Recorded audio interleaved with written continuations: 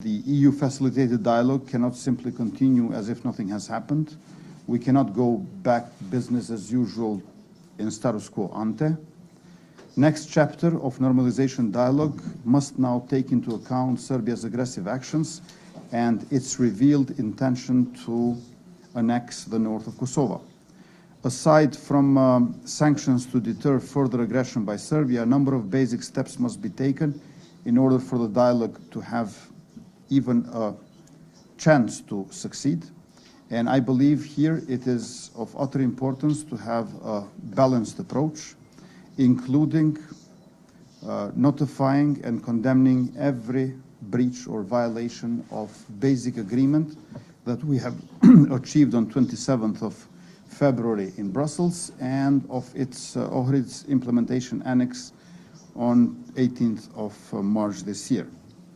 It is now more urgent than ever that Serbia stops saying it will never recognize Kosovo, independent Kosovo, publicly reverse its rejection of the parts of the basic agreement which have to do with the de facto recognition of Kosovo's sovereignty and territorial integrity. The involvement of Serbian state took place at least in 4 layers, namely the presidency, the intelligence service, the Ministry of Defense and the Serbian Armed Forces in inspiring, preparing, supplying and participating in the criminal and terrorist attack in the village of Banjska.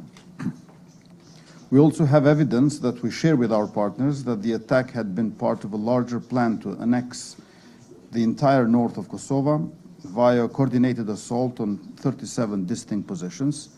This was to be followed by the establishment of a corridor to Serbia to enable the continued supply of arms and troops to the north of Kosovo.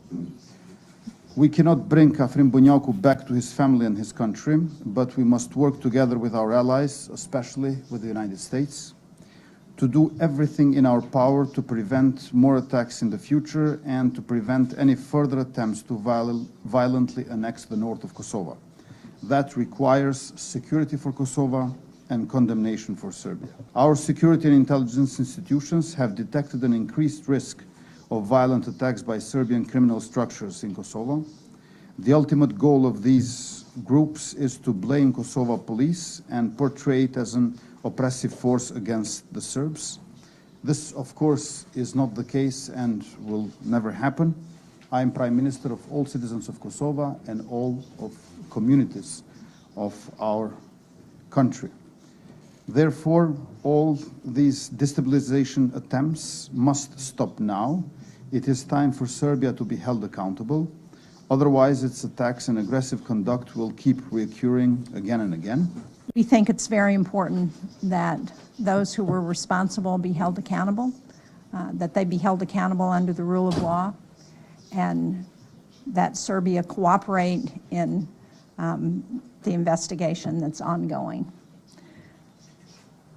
We also think it's a good time, a good reminder, as you pointed out, that the long-term stability of this region and of Kosovo really means coming to some accommodation with Serbia to addressing peacefully the differences between your countries. And this is a time when the European Union, when the United States are focused on this region, on the importance of addressing the concerns that exist, and we hope you will look at this as an opportunity to take advantage of that.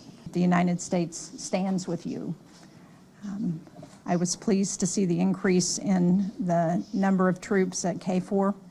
I think that's very important in continuing to protect the border and continuing to ensure stability.